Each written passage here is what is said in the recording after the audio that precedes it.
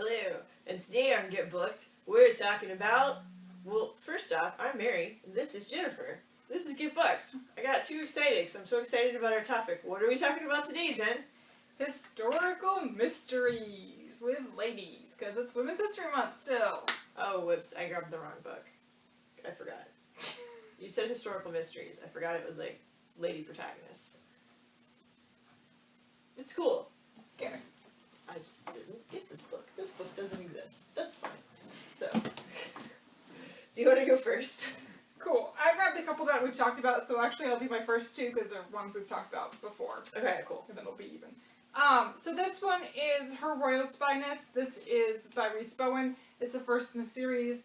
Lady Georgiana is 34th in line to the throne of England, but like she has no money, she has no suitors, but she has a family who has an estate in Scotland, and she's kind of been living with them, and then they ask her to leave because there's no money, and so she kind of makes her way to London, and she sort of starts living on her own, which is a little bit unheard of. And she has a maid who's absolutely terrible, so it's very funny parts of that. Anyways, she ends up, the Queen asks her to tea, the Queen wants her to do some spying on her. There's lots of mysteries, lots of deaths, and there's lots of very fun, quirky characters in this one. So that's her Royal Spinous. I talked about this one too. Our first one is still checked out. It is The Agency. The first one is called The Spy in the House, I think. This is about a girl who grows up, she stole something, she gets a second chance at this school, she grows up in this school, and as she has graduated, they tell her, oh hey, we're actually a spy agency, and we've been training you for years, and now we would like you to go out into the field if you are comfortable doing that. So she does. First, she's a lady's maid, or a lady's companion in the house. There's some mysteries about her birth. She is biracial, and her father is not really a nice guy. But there's some mystery surrounding him, and there's romance, and it's really fun. Cool. So, what do you got? I'm so sorry. I should have pulled Massie Dobbs. I figured you were going to pull Massie Dobbs. I know, so I don't have the Massie Dobbs books, but we have all of them. They are by Jacqueline Winspear. They are a fantastic historical novel mystery. Massie was in World War I. She was a nurse, and now she's striking out on her own as a private detective. And so sometimes her books kind of intersect with her flashback memories to World War I, or maybe she's encountering somebody that she knew in the war that's having a problem, and she's trying to help them out. They are fantastic, and like the great thing is, if you need a new series and you haven't read them, you totally should. I also should have picked up Girl with Gun, which I totally forgot to do that as well. I want to say that one's a 1920s noir. All the things you think about when you're not. I am the queen of the stairway moment. Every time. Alright, so my first one is one of my favorite YA books, but this has a lot of crossover with adult readers. It is Maureen Johnson's Truly Devious. So this was originally a trilogy, and we're actually about to get the fourth book dropping, I think, next month. I believe so. Anyway, so Truly Devious is also a dual timeline, which I can't remember if that one's on this sheet or it was on a different one. But essentially, you've got a kid named Stevie who gets into a prestigious school in Vermont, and the school is right outside of Burlington, Vermont. Stevie loves true crime more than anything, and the school she's attending, like, it's so stuck up and it's so hard to get into, they don't even have an application. So part of the challenge of getting accepted is figuring out what to do to get yourself in there. So Stevie has decided she's going to solve the mystery that surrounds the school, which is back in the 1920s, the founder of the school, who also loved mysteries and games and all kinds of stuff. There's a whole rumor that the walkways in the school are actually designed by architects watching cats move. So there's dead ends and mazes and all kinds of stuff. So it's that type of mystery. So it's basically, if you want an updated Nancy Drew, this is kind of your thing, but it flashes back to 1920s of what actually happened. So we, the reader, have more information than Stevie, who's trying to fix it. So essentially, the owner of the school, his young daughter goes missing and his wife. They find the body of the wife. They never find the daughter. And so she's convinced that she can find out who kidnapped her. Also, one of the other kids attending the school was also murdered as well. So it's this whole, like, oh, no one's ever been able to solve it. Can Stevie solve it? Also, spoiler, there's a new mystery that's going on in modern day. So you have dual mysteries kind of, like, hedging the whole time. So it's very, very good. It's very funny, too, because Maureen Johnson is hilarious. And one of the things that's also really good in it is the side characters. She has very good friends, too, who hold her accountable when she's being kind of a jerk. Which I like in a teen book. Your turn. Alright, I picked Sarah MacLean. So this is, so maybe a teeny tiny bit liberal with the mystery part, but Sarah MacLean is one of my favorite historical writers. This is her first book. It's a YA, and then she moved to romance in the adult side. All really great books. So this is Lady Alexandra Stafford. She is coming out with her two best friends, and she's not really that excited about coming out because, she's not really that excited about all the balls and the parties and stuff. But she does like fashion, and she does talk about that a lot with her friends. Is it like she just doesn't want to get married off? Does she want to do her own thing kind of thing? No, she's just, like, not that excited. Okay. About going to them. She, I think, would rather just hang out with her friends and not have to worry about, like, becoming an adult. It's a lot. It can be. And her, I think it's her brother's best friend. He's just inherited a title. But he believes his father has been murdered, and so she kind of tries to help him solve that. So there's the mystery part. There is a death. There is a little bit of mystery. It's a lot of romance. It's a lot of fun. It was, one of my favorites. Intrigued. I am intrigued. Sarah MacLean is one of my favorites. She also writes really great feminist stories, too. So. That sounds like it would also make, like, a really good Netflix movie. I am waiting for them to make something of her books. Any of her books would be good. Well, I'm hoping with the success of things like Bridgerton, that we're going to get more of those, like, raucous historical romances. Because I feel like hers are raucous. Just even, like, the titles are very in your face and, like, yeah, I want to read this. And I don't like straight romance. But I would read a Sarah MacLean. She's also very nice, too. That's good. So my next one is a graphic novel called The Montague Twins, The Witch's Hand, and I'm really excited because I found out there's going to be a book 2 for this one. So this one is by Nathan Page and Drew Shannon. It's pretty cool. I think you could read it if you are 7th and 8th grade in middle school and up. While my other book kind of has a echoing of Nancy Drew in a modern day kind of setting, this one definitely has a Hardy Boys feel to it, but it's set in the 1950s. So that's kind of cool. So it has throwback stuff, but it also does make some comments about, like, racial inequity and whatnot as well. But basically the Montague brothers are just trying to always solve mysteries, and they're solving mysteries. Sometimes people don't want them to solve mysteries. They're like, can you stop doing this? Because every time you solve a mystery, you create, like, 17 new problems. And they're like, no, that's 17 new mysteries to solve. But also this has, like, a paranormal investigation to it as well. Because there's, like, I want to say there's, like, some type of, like, specter that's, like, haunting the lighthouse, and they're trying to figure out the mystery behind it. It's cool because there's also, like, a sweet LGBT story in this as well. And some magic and mage training, which is pretty cool. So I'm really excited to see where it goes in book number 2, because this one was a very good start. And also it's very funny. Like, the siblings are very, very funny together, too. They have great banter. And then they also have a best friend who's, like, a cousin who, of course, is, like, the girl in it. But she definitely holds her own.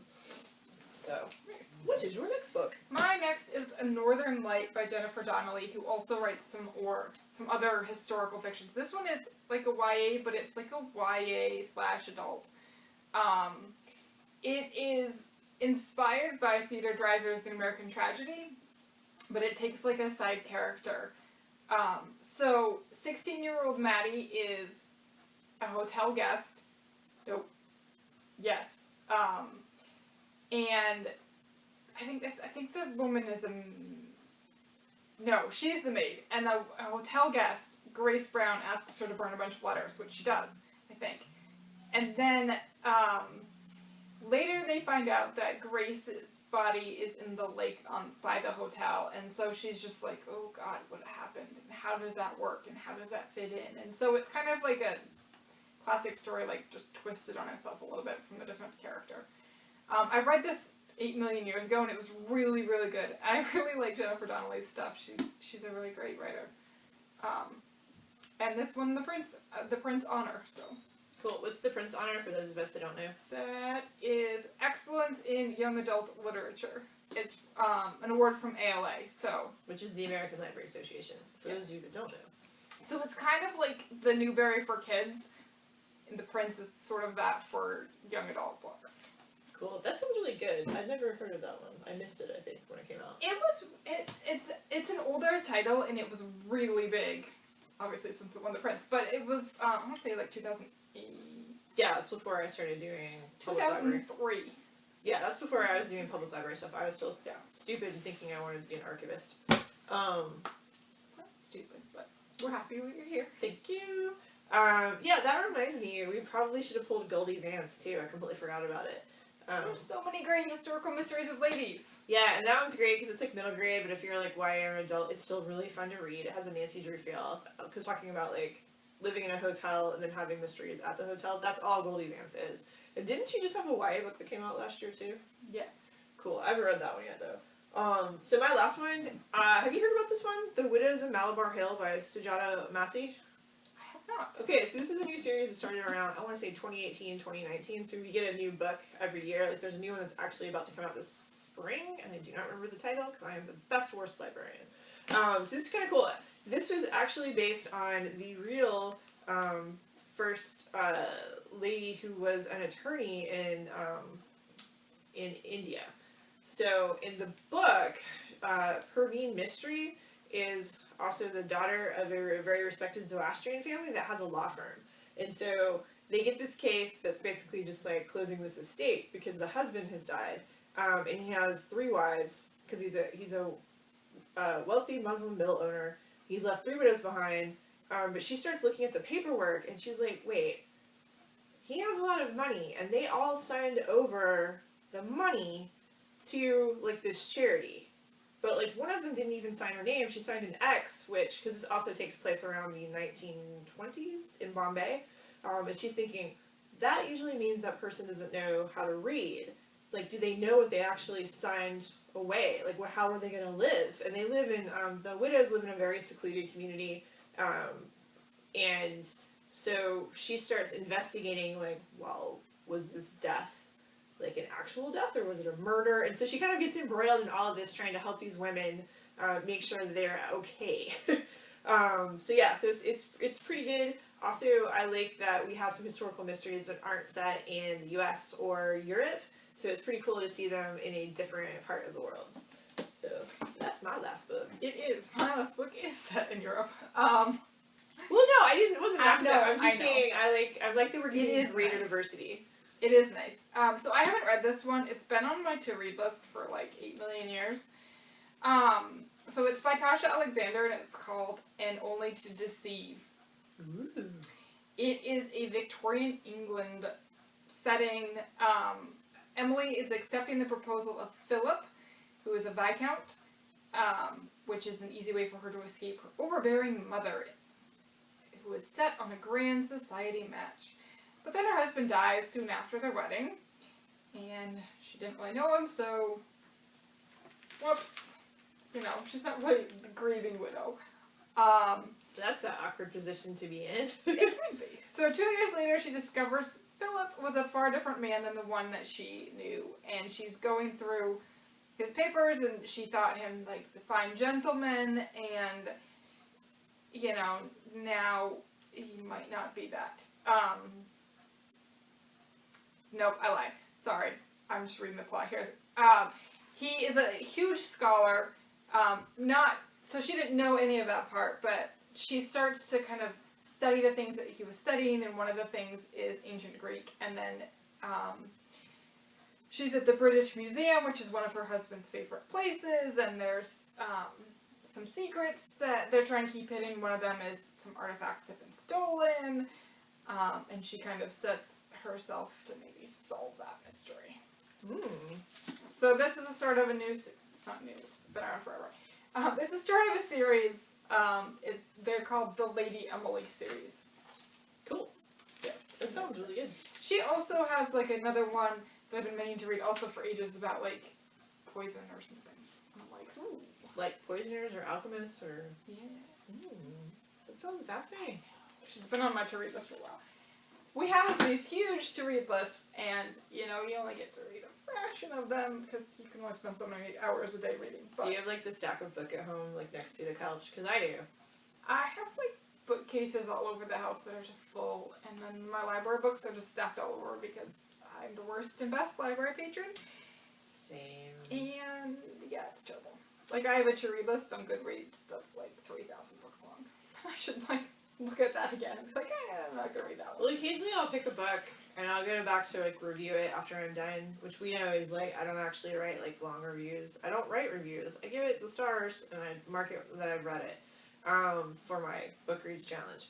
But yeah, when I go and I see it and I was like, oh, Jen wants to read this book. I'll let her know if it's any good. Yes, that is also great because on Twitter you could be like, oh, people are saying not great things. I don't need to read that one. Yeah, so it's helpful. Yeah. So. If you trust the people you're talking to. It is. Sometimes you can get kind of judgy with your friends of being like, I don't think we read the same book. Which happens. It does. But we don't usually do that. Like, we usually read completely separate, different books. There's very little overlap, I feel like, between us. So, we kind of overlap a little bit on the fantasy. So. It's up with the YA. Yeah. Contemporary, like, You Should See Me in a Crown.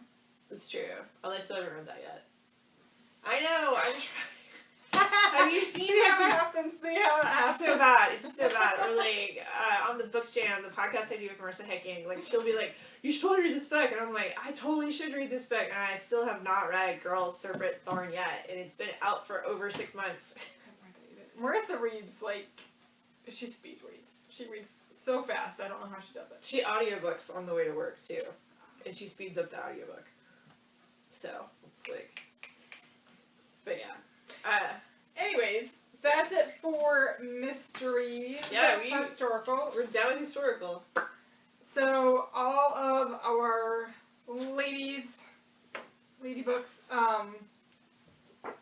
that is set. We've got our prizes still. We've got our Kindle. We've got our fun mug. We'll pull a winner for an Ishmore. Maybe we'll do that at our next. Podcast. We're not on a podcast. In our next viewing, we'll pull the winner. Hey, what are we talking about next month? I'm hyped. We're talking about science fiction. My worst. My worst. It's going to be a hard month for me. That's okay. It's okay. I'll pick your books for you. That will go terribly. Yeah, well, it's okay. There's a lot of squares in science fiction that have overlap, too. So usually when you're reading one book, it's like, oh, this book has spaceship, lasers, and clones. Great. So, just a spoiler, some of our squares. But alright, thanks for joining us on Get Book this week, and next week we will lead you into the future of science fiction.